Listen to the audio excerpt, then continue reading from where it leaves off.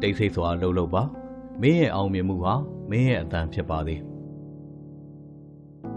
ကိုမပိုင်ဆိုင်ဘူးတဲ့အရာတစ်ခုကိုလိုချင်ကိုမလုပ်ဘူးတဲ့အရာတစ်ခုကိုလုပ်ချင်သိရှိရပါမယ်ဘဝဟာမင်းရဲ့တက်တောင့်တက်တာဆုံးရဲ့အဆုံးမှာစတင်ပါတယ်မင်းကိုအတိတ်ပဲဖွင့်ဆိုမဲ့အရာတစ်ခုမင်းမှာဘာမှမရှိတဲ့အခါမင်းရဲ့စိတ်ရှိမှုနဲ့မင်းမှာအရာအလုံးရှိလာတဲ့အခါမင်းရဲ့သဘောထား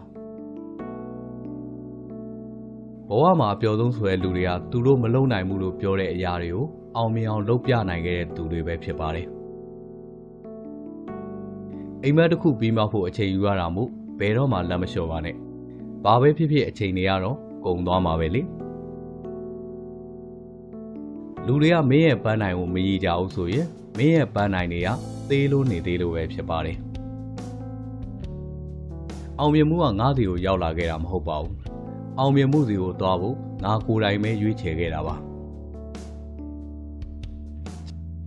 ကြီးမြတ်တဲ့သူတွေကအကြံဉာဏ်တွေကိုဆွေးနွေးကြတယ်အလဲလက်တန်းသားသူတွေကတော့လက်ရှိအဖြစ်အပျက်တွေအကြောင်းကိုပြောဆိုကြတယ်စိတ်သဘောထားသေးသိမ်တဲ့သူတွေကတော့တခြားလူတွေရဲ့အကြောင်းကိုပဲအတင်းတုတ်တက်ကြပါတယ်တန်တရားများခြင်းဟာမင်းရဲ့အိမ်မက်တွေကိုတက်ပြက်နိုင်ပါတယ်သိထားရုံနဲ့မလုံလောက်ပါဘူးလက်တွေ့လှုပ်ဆောင်မှုလည်းလိုအပ်ပါသေးတယ်လက်ရှိမှာကြီးကျယ်ခမ်းနားပါရဲ့ဆိုတဲ့သူတွေဟာလည်းအချိန်များစွာကြာရှုံးခဲ့မှုတဲ့သူတွေပါပြင်းလို့ပဲဖြစ်ဖြစ်ကြောက်လို့ပဲဖြစ်ဖြစ်မင်းမလုပ်ဖဲညင်းပယ်ခဲ့တဲ့အရာတွေထဲမှာမင်းရဲ့အကြီးမားဆုံးအခွင့်အလမ်းတွေပါသွားတတ်ပါတယ်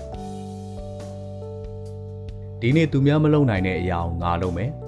မနှက်ဖြံမှာလည်းသူများမလုပ်နိုင်တဲ့အရာကိုပဲငါလုပ်ဖို့ကြိုးစားမယ်လူတွေရဲ့69%ကမင်းရဲ့အကြံစီကိုတန်တရားဖြစ်တဲ့အခါမင်းအကြီးကျယ်မှားနေတာဖြစ်ခြင်းဖြစ်မယ်ဒါမှမဟုတ်မင်းကတမိုင်းတဲ့တစ်ခုကိုရေးထိုးတော့မှလည်းဖြစ်နိုင်ပါတယ်ကိုမေးကြည့်ပါငါမကြောက်ဘူးဆိုရင်ဘာတွေလုပ်မလဲ90%တော့အောင်မြင်ခြင်းရဲ့အရင်ကဇွဲလုံလနဲ့ဝရိယတတ်ကြောင်ပါ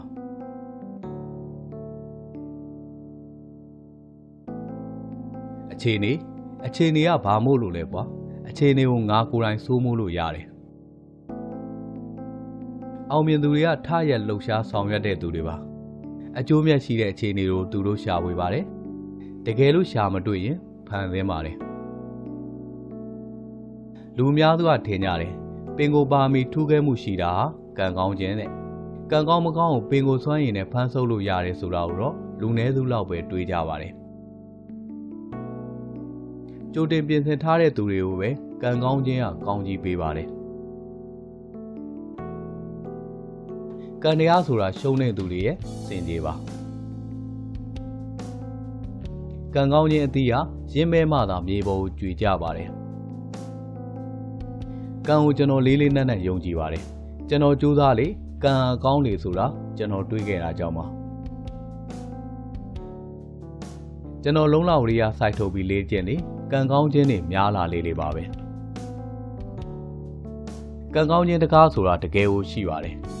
ဒါပေမဲ့တော့ကတော့မင်းလက်ထဲမှာပါ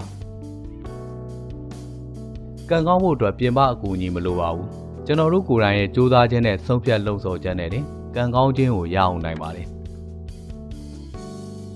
ကံကောင်းခြင်းကိုရအောင်ခြင်းပထမအဦးဆုံးတတ္တိဆိုတာရှိရပါမယ်ကံကောင်းခြင်းတွေကိုအရောက်သွားတဲ့နီလန်းမျိုးရှိတဲ့အနက်မှာယုံကြည်ရဆုံးနီလန်းကတော့ဇွဲလုံလဝရိယနဲ့ကြိုးစားခြင်းပဲဖြစ်ပါတယ်တူဝေတုံဆိုင်တဲ့ခြင်းဟာ